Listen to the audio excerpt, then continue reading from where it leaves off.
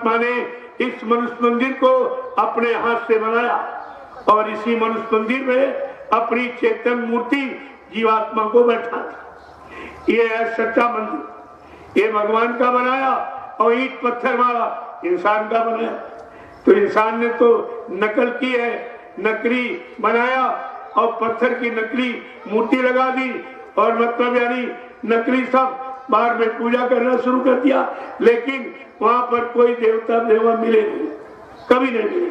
कोई पुजारी बता दे कि हमको 20 बरस 25 बरस पूजा करते हो गया, कोई देवी देवता मिले, कोई भगवान खुदा गॉड उनको मिला या सच्चा गुरु मिला उनको?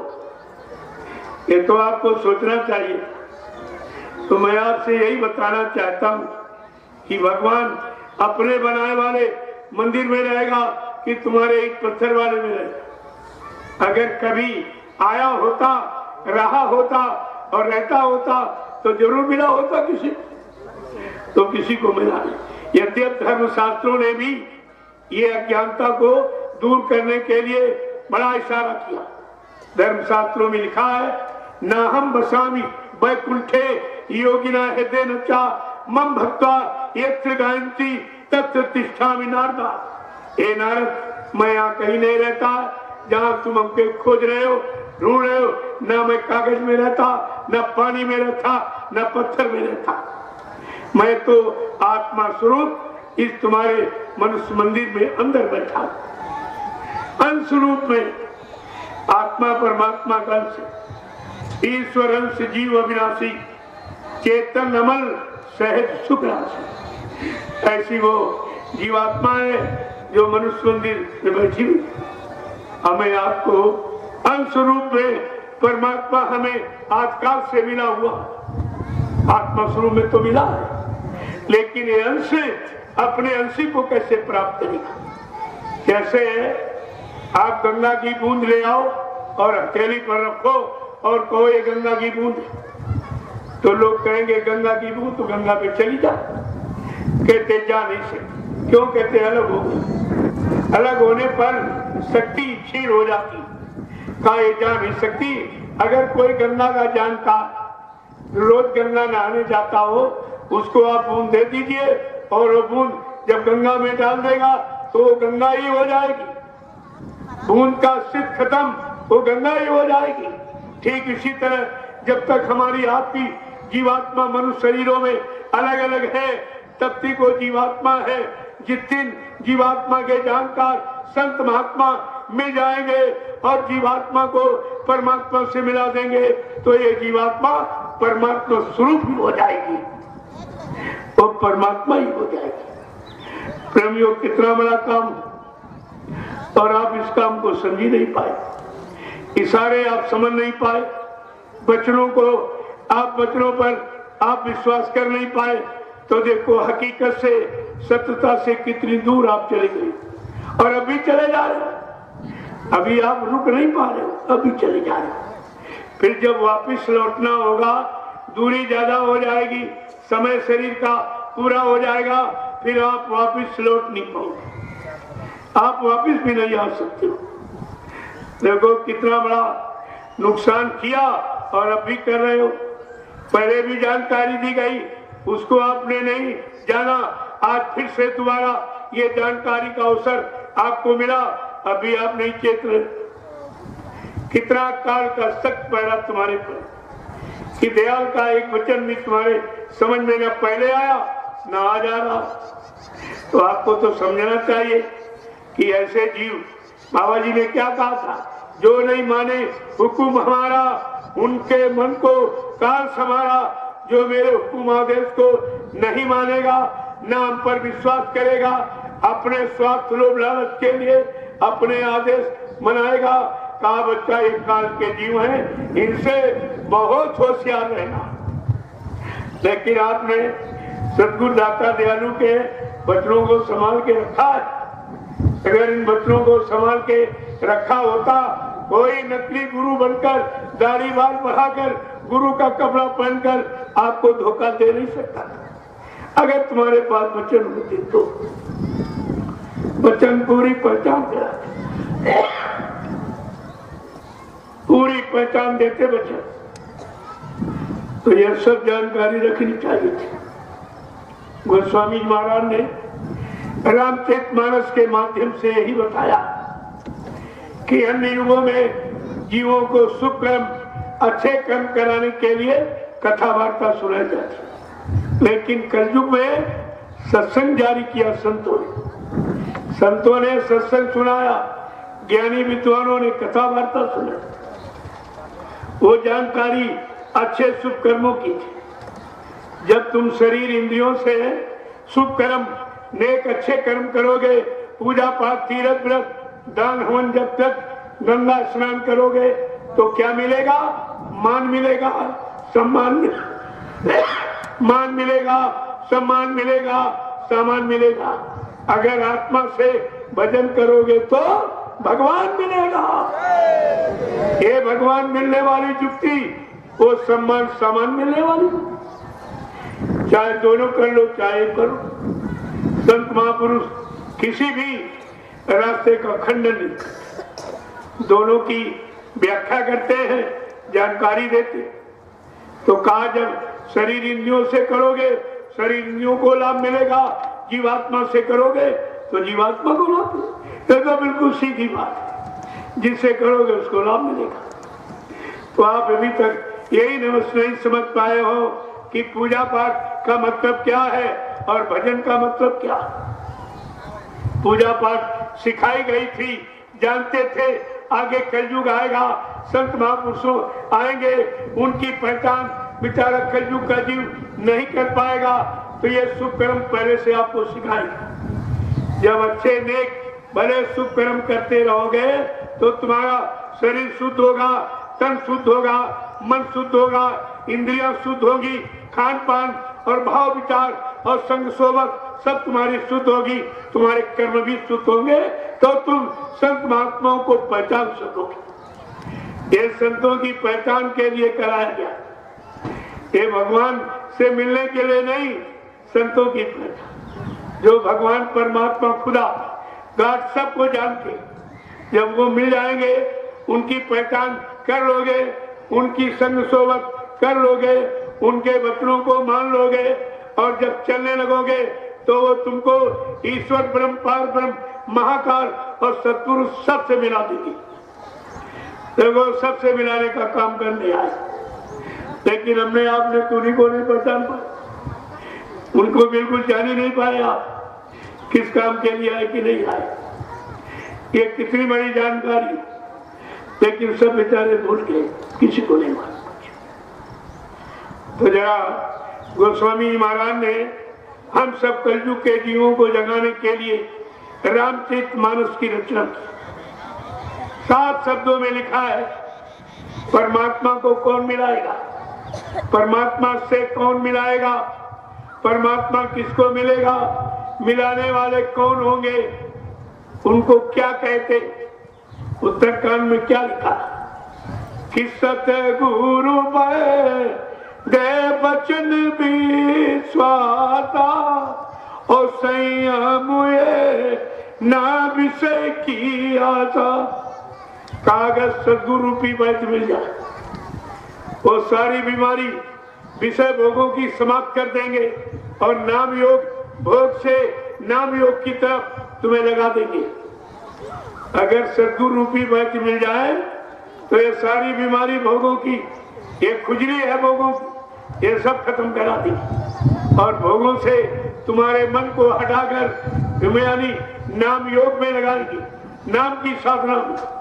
देखो कितना बड़ा काम, और आप तो कुछ समझते नहीं। एक तो आप सही सच्ची बात जानते नहीं हो और कोई बताए तो मानते नहीं हो।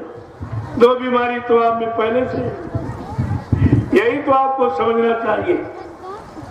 आगे गोस्वामी महाराज और क्या कहते हैं कि तुम्हारा मानव जीवन कौन सार्थक करेगा और मानव जीवन को चेतन का रूप देने वाली चेतन जीवात्मा को घर कौन पहुंचाएगा, वो भी लिखा कि करण धार हे सत्य गुरु दृढ़ नावा और दुर्लभ का ये सुलभ कारी पावा।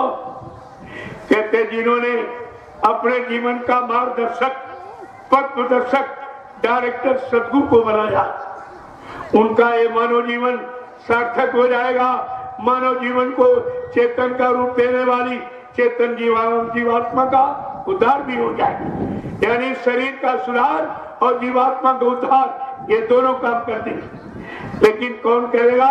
कलयुग में जब सदगुरु आएंगे। कितना साफ साफ इशारा, वो भी आप नहीं समझ।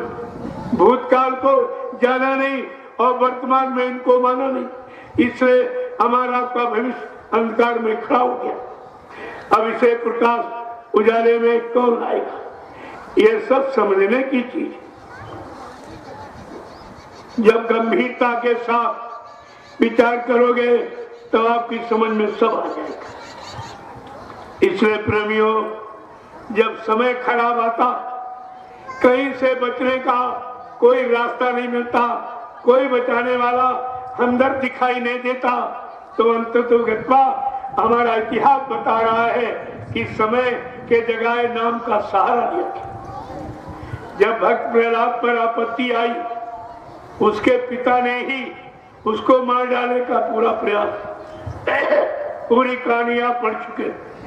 पहाड़ों से गिरा, हाथी से कुचलाया, उसकी बहन तनी मतलब वो होलिका, वो उसको लेकर अग्नि में बैठ गई।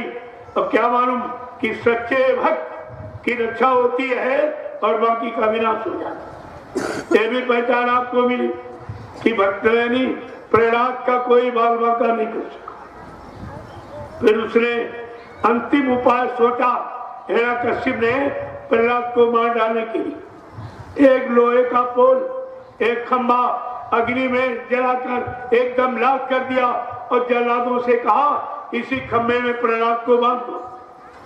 देखिए पिता बेटे के साथ, जबकि पुत्र मोह सबसे बड़ा होता। लेकिन देख लीजिए, ये तो सतयुग की बात है कि मतलब यानी वो पिता अपने भक्त बेटे को मार डालने के लिए कितने प्रयास कर रहा और फिर भी समझ नहीं पा रहा कि वो कितना बलवान है, जिसके सहारे प्रहलाद बेटा हमारे मारने की सारी युक्तियां फेल हो गई। लेकिन समझ नहीं पाता। समझ वही नहीं पाते हैं या उन्हीं की समझ में नहीं आता है जिनको धर्म शास्त्रों ने पहले कह दिया, विनाश काले विपरीत बुद्धि। जब जिनका विनाश होने को होता है, सच्ची अच्छी बात कितनी उनको सुनाओ समझाओ, समझ में नहीं आएगी। क्यों? जब जैसी हो तबता तब तैसी मत होए, काल रेख की लेख को मेट सके नहीं कोई। और तो समय आ गया प्रेमियों, तो समय आ गया है। लेकिन संत महापुरुष अपनी फर्ज अदायगी करते, वो अंतिम समय तक चेतावनी देते ही रहते, जगाते रहते हैं, समझाते रहते हैं कि मान जाए, ये मानव शरीर बार बार नहीं मिलेगा। अब की बार मिला, अगर चला गया फिर आपको अवसर नहीं मिलेगा। क्योंकि मानव शरीर की कीमत वो जानते हैं कि मानव शरीर परमात्मा की प्राप्ति के लिए मिला, और किसी सामान वामान इकट्ठा राजपाट धन दौलत पद पत्री बाल बच्चों को इसके लिए नहीं मिला, परमात्मा प्रभु की प्राप्ति के लिए मिला। और वो भी हमने अपने वादा किया था गर्भवास में, जब माँ के पेट में 5 महीने का पिंड तैयार हो जाता तो हरकत करने लगता, खुशबू बदबू की एहसास करने लगता, गर्भ की स्थिति मुंह नीचे पैर ऊपर उल्टा टंगा, ये सजा है गर्भवास की। और माँ का मलबूत बच्चे के मुंह पर से 24 घंटे हो जाता। कितनी बदबू है, कितना कष्ट होगा, कितनी असहनीय पीड़ा होगी। मतलब यानी उस समय तो वहां कोई रक्षा करने वाला था नहीं, केवल जीवात्मा और परमात्मा।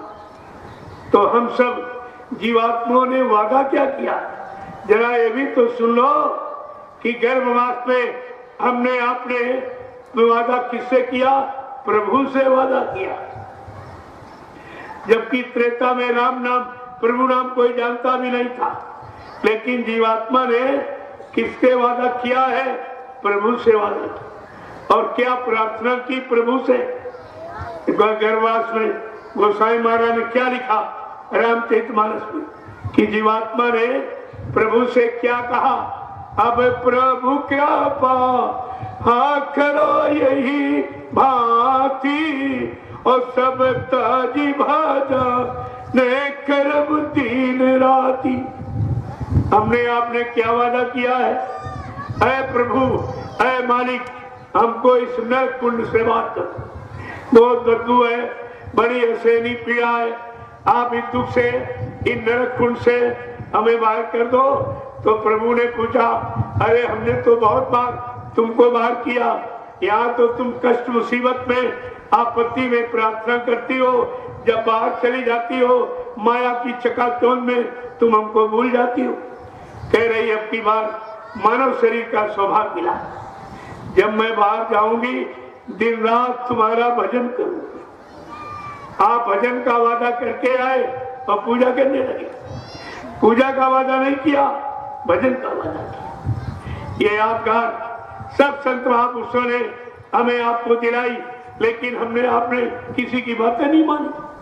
जब नहीं मानी तो परिणाम तो बुरा होता। हिरण्यकश्यप नहीं माना, मारा गया। रावण विद्वान नहीं माना, मारा गया। कंस नहीं माना, मारा गया। जरासंध नहीं माना, मारा गया। आप नहीं सही अच्छी बात मानोगे, तुम्हारा परिणाम क्या कुछ और होगा। सजा कुदरत तरफ से की होती, समान रूप से देता। यह सब जानकारी आपको रखनी चाहिए थी। इसलिए रामचरितमानस केवल समझौती है, हमें आपको समझाने, जगाने, चिताने के लिए संत गोस्वामी जी महाराज ने लिखी। ये किसी विद्वान कथावाचक की रचना नहीं है, ये संत की रचना। उन्होंने सत्संग की महिमा कलयुग में जीवों को लिए बताई। जीव जगेगा, जब आत्मा जगेगी तो सत्संग वचनों से जगेगी। क्या पूजा पाठ करके किसी ने जीवात्मा को जगा लिया? 4 वेद 6 तक 18 पुराण रट डालो, क्या जीवात्मा जागेगी? अरे किताबों से जीवात्मा नहीं जगती, जीवात्मा संतों के शब्द ज्ञान से जगती। किताबों में अक्षर ज्ञान काले अक्षरों में लिखा है, ये मिट जाएगा, सब मर जाए, शब्द नहीं मरता। दो कुछ दो नैनों से देखे, काल भोग सब करता, सब मर जाए, शब्द नहीं मरता। कितनी बड़ी चीज आपको मिली थी, लेकिन आपने उसकी संभाल ली, क्योंकि वो अमोलक चीज बिना तपस्या त्याग के आपको दे दी। ना कोई तपस्या कराई गई, ना घर गृहस्थी से आपको दूर रखा गया, ना खेती दुकान दफ्तर बिजनेस व्यापार आपके बंद कराए गए। घर गृहस्थी में आपने बाबा जी ने अमोलक धन आपको दे दिया और बदले में कुछ नहीं। पहले के ऋषि मुनि महात्मा नाम देते थे तो दक्षिणा लेते थे, राजपाट ले लिया, हाथी घोड़े सोना चांदी सब दक्षिणा। आज का समृद्ध मालिक आया और सच्चा रास्ता जीवात्माओं के धन का दान, नाम दान देने के लिए हमसे आपसे कुछ नहीं, अमोलक धन दे दिया और बदले में कुछ नहीं। फिर भी आप ऐसे मालिक को आप भूल गए।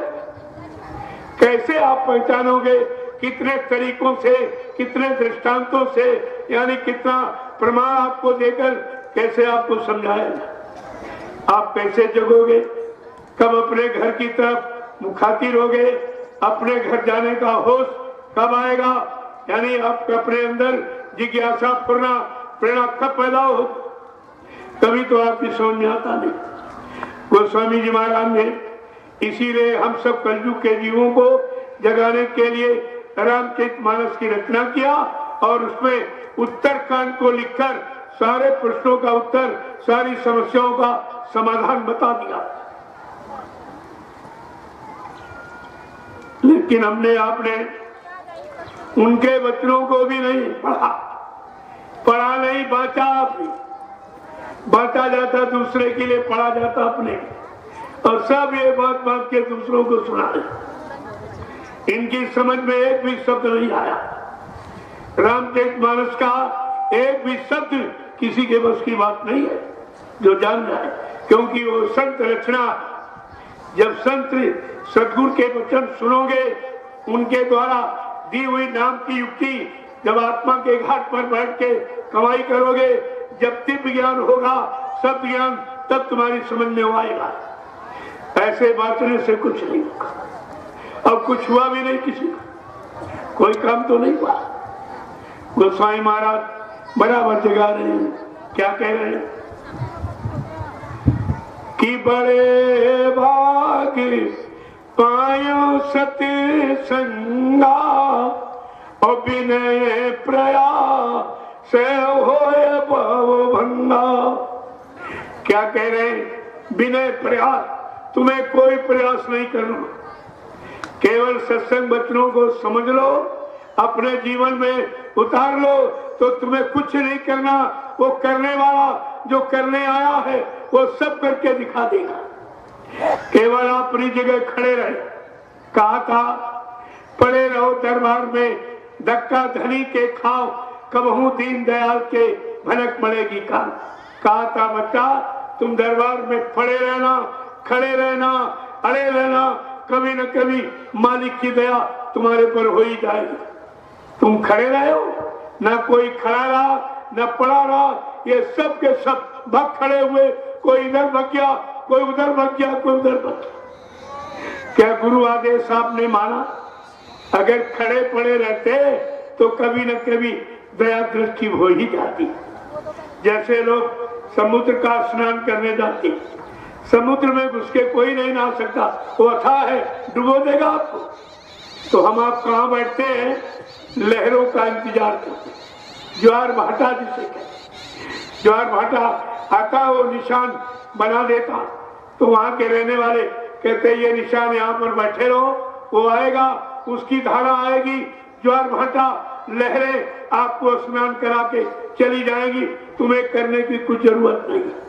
ठीक इसी तरह दरबार में पड़े खड़े रहते